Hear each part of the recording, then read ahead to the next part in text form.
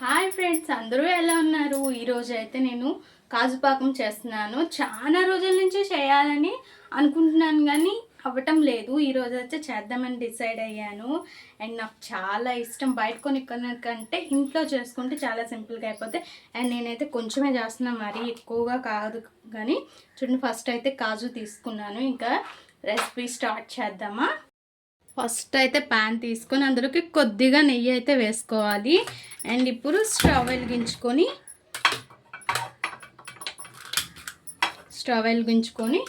ఇంకా జీడిపప్పుల్ని మనం ఫ్రై చేసుకోవాలి. ఫస్ట్ అయితే కాజుని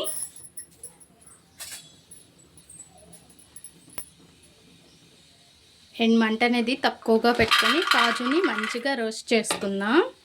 అండ్ కొద్దిగా క్వాంటిటీలోనే నేను చేస్తున్నాను. అండ్ నాకు మా హస్బెండ్కి అయితే చాలా ఇష్టం. మంచిగా ఫ్రై చేసుకోవాలి ఈ కాజుని. ఇలా మంచిగా ఫ్రై చేసుకున్న ఈ కాజుని పక్కకు తీసేసుకోవాలి.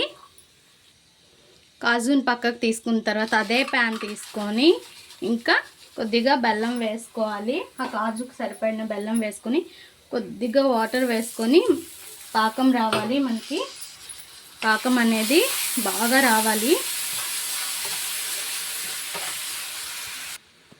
బెల్లం అనేది మెల్ట్ అయ్యి పాకం వచ్చేదాకా చూస్తూ ఉండాలి.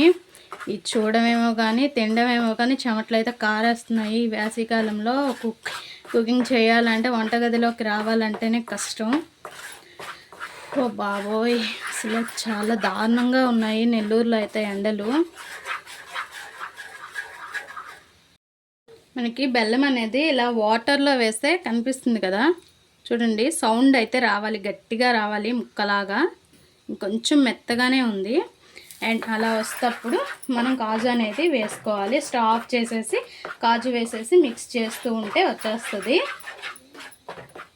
అండ్ ఏమాత్రం లూజ్గా అయిందంటే మాత్రం పాకం అస్సలు చాలా కష్టం, సాగుతూ ఉంటుంది మనకి నోటికైతే.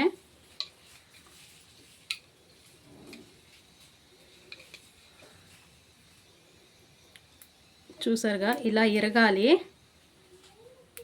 చూడండి, ఇలా ఇరగాలి. ఇంకా మనం స్టవ్ ఆఫ్ చేసేసి కాజు వేసి మిక్స్ చేస్తూ ఉందాం.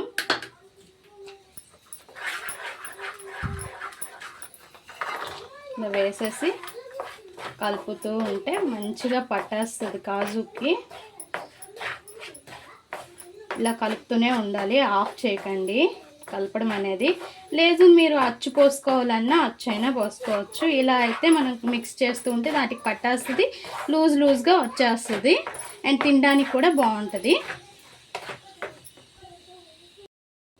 మన కాజు పాకం రెడీ అయిపోయింది. చూసారుగా, కొంచెం బెల్లం అయితే ఎక్కువే అయింది. అర్ధపావు బెల్లం అయితే వేసాను కొంచెం ఇటుకే. అండ్ ఇవి ఇంకా ఒక బౌల్లోకి అయితే తీసుకున్నాము. ఈ బెల్లము ఇంకా వేరే రెసిపీకి దేనికైనా మనం వాడుకోవచ్చు. చూసారుగా, మన కాజు పాకం అయితే చాలా సింపుల్గా రెడీ అయిపోయింది. యమ్మీగా నోరు ఊరిపోతుంది. చెమటొక్క అయితే మాత్రం చూడండి ఎట్లా కారిపోతున్నాయో. అసలు ఫుల్గా ఉంది చెమట అయితే మాత్రం. అండ్ వేడైతే సెగ ఫుల్గా ఉంది. అండ్ మాది కూడా కిచెన్ చిన్నది, బాగా ఇరుగ్గా ఉంటుంది. అండ్ చెమట ఇంకా ఎక్కువ, ఉక్క ఫుల్గా ఉంటుంది. అండ్ చూసారుగా, మీకు కూడా టెంప్టింగ్గా ఉంది కదా. చాలా సింపుల్గా అయిపోతుంది ఇంట్లో. అండ్ మనం బయట కొంటే చాలా వందల వేలు పెట్టి కొనాలి కాబట్టి ఇలా ఒక ప్యాకెట్ తెచ్చుకున్నామంటే మనకి చాలా సార్లు చేసుకోవచ్చు పెద్ద ప్యాకెట్ తెచ్చుకుంటే.